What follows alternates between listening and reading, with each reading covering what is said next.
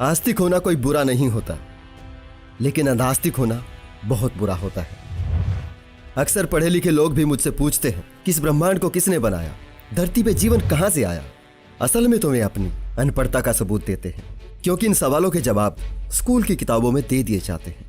जो सचमुच जिज्ञासु हैं, जानने की इच्छा रखते हैं, वे सवालों के जवाब तलाश करते हैं। लेकिन कुछ प्राणी ऐसे होते हैं जिन्हें जानना नहीं होता।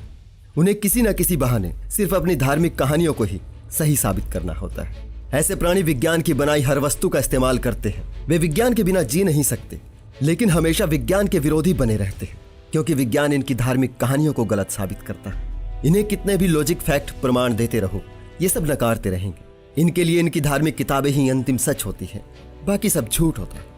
इनके पास खुद की बुद्धि नहीं होती, खुद की कोई सोच समझ नहीं होती। इन्हें जो कंटेंट धार्मिक वेबसाइट, न्यूज पोर्टल और सोशल मीडिया ग्रुप से मिलता है, ये उसी ज्ञान के आधार पर चिल्लम मचाते हैं। अंधास्तिकों के कुछ हाल फिलहाल के कुतर्कों का खंडन आज मैं इस वीडियो में करने जा रहा हूं। तर्क के लिहाज से यह वीडियो आप लोगों के लिए बेहद खास होने वाली है। तो दोस्तों बने रहिए एक बार फिर से मेरे साथ इस वीडियो के अंत तक।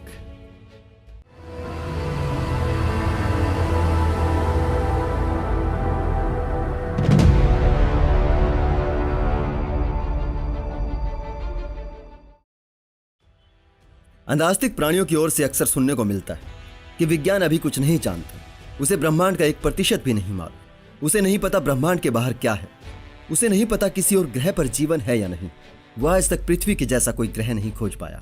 वो ठीक ठीक बता नहीं पाया कि ब्रह्मांड कैसे अस्तित्व में आया। वो नहीं बता पाता कि बिग बैंग अपने आप कैसे हुआ। ये बात सच है कि विज्ञान ने बहुत कुछ जान लिया है और बहुत कुछ जानना बाकी है। लेकिन अगर विज्ञान के माध्यम से केवल इतना समझ लिया जाए कि ब्रह्मांड का 1% क्या है, तो अकल ठिकाने आ जाती है। अगर हम ऑब्जर्वेबल यूनिवर्स की बात करें तो यह लगभग 93 अरब प्रकाश वर्ष तक फैला है। प्रकाश वर्ष का मोटा सा मतलब होता है अगर लाइट की स्पीड से चला जाए, यानी लगभग 3 लाख किलोमीटर प्रति सेकंड की स्पीड पर जो दूरी एक वर्ष में तय होगी, वो एक प्रकाश वर्ष कहलाएगी। और लाइट की स्पीड पर चल पाना अभी संभव नहीं है।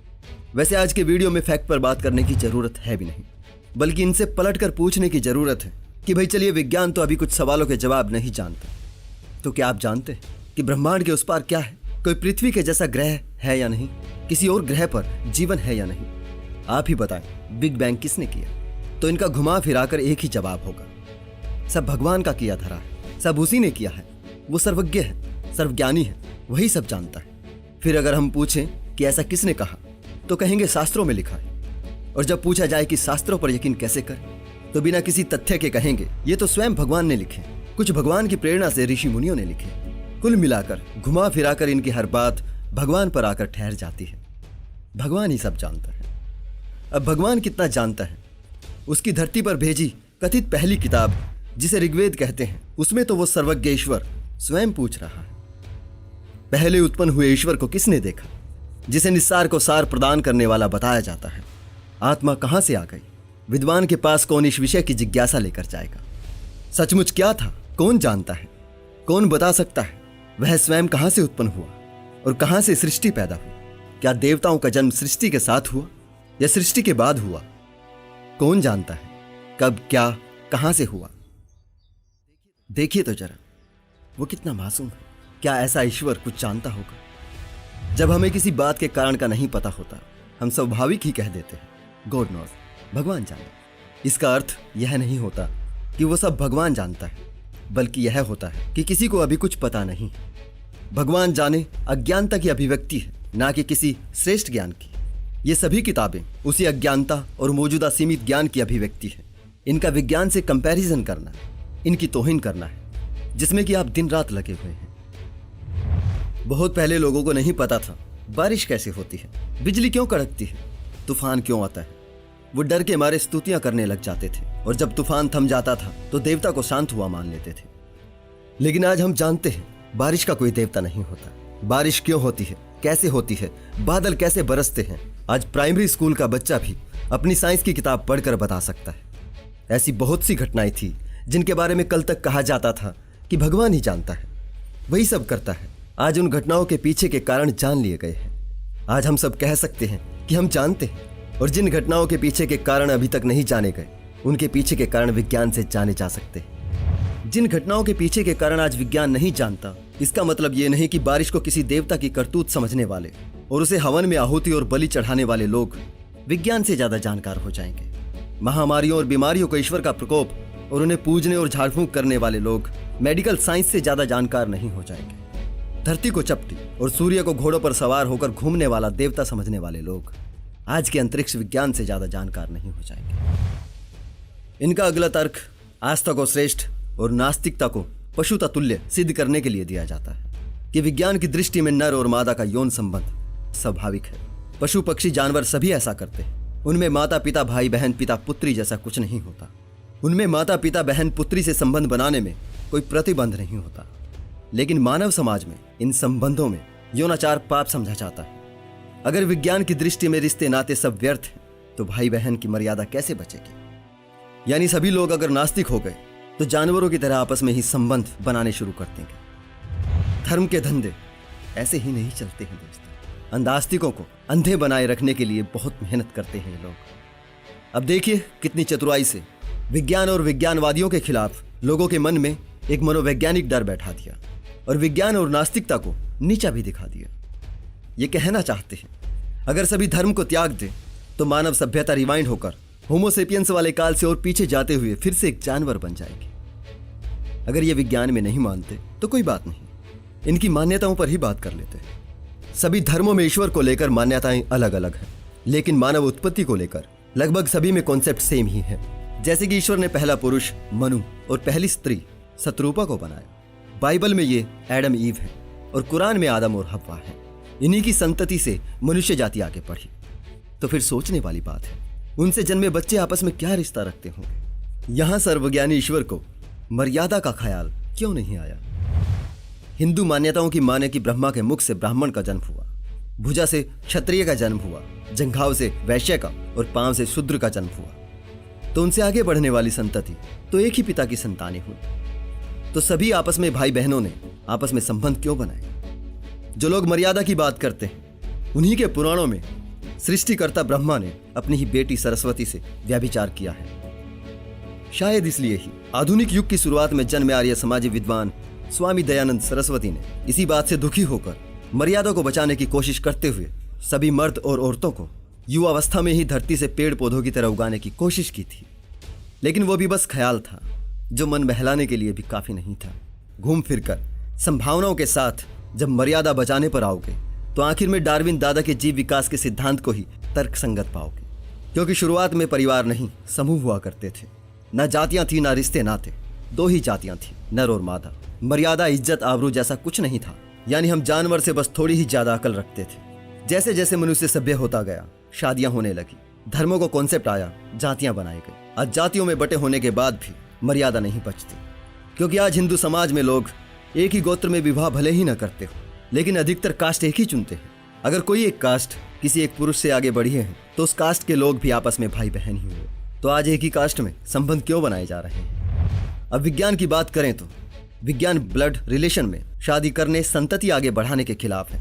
क्योंकि विज्ञान कहता है ब्लड रिलेशन में जो संतान पैदा होगी वो कमजोर और कई जेनेटिक बीमारियों को लेकर पैदा होगी। विज्ञान और विज्ञानवादी लोग जाति धर्म में भेद नहीं करते। वो अंतर जातीय विवाह करने पर जोर देते हैं, न कि एक ही कास्ट में एक ही परिवार में। और जितने भी विज्ञानवादी बुद्धिजीवी लोग हैं वो अधिकतर अंतर जातीय ही नहीं बल्कि गैर धर्म में विवाह करने पर जोर देते हैं, जो सामाजिक सौहार्द और वैज्ञानिक नजरिए से मानवता का हितैषी है। और इसके विपरीत वो मर्यादाओं को बचाने की दुहाई देने वाले धार्मिक एक ही कास्ट में एक ही स्टेटस में विवाह करते हैं। और नास्तिक अपने ही परिवार में विवाह करने लग जाएंगे। ऐसी चिंता जताने वाले लोग अंतरजातीय विवाह और गैर धर्म में विवाह करने वालों की ऑनर किलिंग कर डालते हैं। असल में ये चिंता किसी मर्यादा को बचाने की नहीं बल्कि आपास्तिक लोगों को वैज्ञानिक चेतना की ओर जाने से रोकने की है, ताकि इनकी कपोल कल्पित कहानियों पर खड़े इनके धंधे जारी रह सके। इसी कोशिश में एक तर्क और सुनने को मिलता है कि अगर सभी लोग आस्तिक से नास्तिक हो गए तो क्राइम बढ़ जाएगा। लोगों में ईश्वर का डर, कर्म की सजा का डर नहीं रहेगा, तो लोग जो जी में आया वो करें। ये सवाल भी अंधविरोध की उपज है। अगर ये कर्म फल नर्क की सजाओं का डर पर्याप्त होता तो आज कोर्ट कानून और जेलें नहीं होती। अगर ईश्वर का डर होता तो उन जेलों में बंद 99% लोग आस्तिक न होते। यहाँ तक कि हमारे यहाँ तो स्वर्ग की सीट बुकिंग करने वाले और सीधे मोक्ष के द्वार पर खड़े भगवान के मैनेजर और भगवान के मैसेंजर जेल में बंद पड़े। ईश्वर विश्वास अगर नैतिक बनाता तो ईश्वर के सबसे करीबी लोग जेलों में ना होते, किसी कानून की जरूरत ना होती, बल्कि मैं तो कहता हूं धार्मिक देशों में जेल ही ना होती। लेकिन धर्म के कथित सतयुग से लेकर कलयुग तक कारागार और कोड़ों की लंबी परंपरा दिखाई देती है। स्वयं भगवान भी जेल में ही जन्म लेते हैं। मैं मानता हूं सभी आस्तिक बुरे नहीं होते, लेकिन अधिकतर बुरे लोग किसी न किसी ईश्वर में विश्वास करने वाले आस्तिक ही क्यों होते हैं? क्यों बलात्कारी शोषणवादी भी धार्मिक मिल जाता है? कितने ही चोर डाकू अपनी आस्था के लिए मशहूर रहे हैं। कितने ही डाकू हुआ करते थे जो डाका डालने से पहले किसी देवी देवता की आराधना करके डाका डालने के लिए निकलते थे। ईश्वर विश्वास इंसान को नैतिक नहीं बनाता, बल्कि ईश्वर के नाम पर दान पुण्य कर्म कांड करके गंगा नहला के पापों से मुक्ति दिलाता है, ताकि आगे और पाप किए जा सके। देखिए, कुछ भ्रम टूटते हैं तो तकलीफ होती है। जिन्हें आज तक दिव्य पुरुष मानते रहे वो अज्ञानी सिद्ध होने लगे तो बुरा लगता है, लेकिन हीन भावनाग्रस्त होकर विज्ञान की निंदा करना और उसके खिलाफ हो जाना, विज्ञान की अधूरी खोजों की दुहाई देना जो प्रोसेस में है, जो अभी नतीजे पर नहीं पहुंची, उनकी दुहाई देना कि देखिए विज्ञान कुछ नहीं जानता, ऐसा कहना मूर्खता है। मूर्ख मत बनिए। विज्ञान कोई काल्पनिक अलौकिक शक्ति जैसा नहीं है। किसी भी विषय के विशिष्ट ज्ञान को विज्ञान कहा जाता है। विज्ञान मान्यताओं पे नहीं चलता और ना ही फालतू के दावे करता है। किसी विषय पे हजारों वैज्ञानिक दशकों तक रिसर्च करते हैं, फैक्ट हासिल करते हैं, फिर कोई थ्योरी या लॉ बनता है। सैकड़ों टेलीस्कोप और हबल दूरबीन की मदद से ब्रह्मांड के अधिकतर रहस्य जान लिए गए हैं। बेशुमार सबूतों और मैथमेटिक्स सिद्धांतों से बिग बैंग को साबित किया जा सकता है। स्टार कैसे बनते हैं और उनके ग्रह कैसे बनते हैं, ये सब आज समझा जा सकता है। ब्रह्मांड फिजिक्स के नियमों से बना है और फिजिक्स के नियमों से ही चल रहा है। ये नियम किसी ने नहीं बनाए, ये ऑलरेडी होते हैं। वैज्ञानिक इनको सालों साल समझते परखते हैं, फिर वो फिजिक्स के लॉ बन जाते हैं। किसी अलौकिक शक्ति या वैज्ञानिकों ने ब्रह्मांड को नहीं बनाया। ब्रह्मांड की रचना कैसे हुई, वैज्ञानिकों ने उसे जाना है। सूरज एक स्टार है और ब्रह्मांड में अरबों खरबों स्टार हैं। तकरीबन हर स्टार के कुछ ग्रह होते हैं। जिस भी ग्रह की सूरज से सही दूरी और जीवन के लिए बेसिक हालात होंगे, वहां जीवन पैदा हो सकता है। जीवन को पैदा नहीं करना पड़ता। यह अनुकूल हालात में कुछ केमिकल रिएक्शन द्वारा पैदा होता है। फिर करोड़ों अरबों साल तक जीव विकास की प्रक्रिया चलती रहती है। सारे जीव जीव विकास के अलग अलग चरणों द्वारा ही कुदरती तौर पर विकसित हुए हैं। विज्ञान इस विकास के सबूत ढूंढता है और सब कड़ियों को जोड़ता है। इस संसार में कुछ भी फाया कुन फाया से नहीं बना है।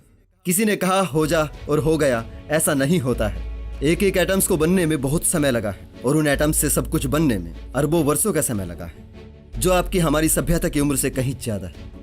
यह विज्ञान ही है जिसके जरिए हम सब जान पाए, जिसने सबूतों के साथ बताया कि इस धरती पर हमसे पहले भी कोई था, जिनका ईश्वर की किसी भी किताब में कोई जिक्र नहीं है। विज्ञान एक माध्यम है, कोई एक व्यक्ति, कोई अलौकिक शक्ति नहीं है जिसकी तुलना आप अपनी किताबों से करते फिरो। ये तो आज का ज्ञान है जो हमेशा बढ़ता रहेगा। विज्ञान पढ़ने से अगर आपकी किताबें शक के दायरे में आती हैं तो ये कसूर विज्ञान का नहीं, ये मकसद भी विज्ञान का नहीं। विज्ञान और नास्तिकता को शैतान की तरह प्रेजेंट करने से आपकी लॉजिकल किताबें सही साबित नहीं हो जाएंगी।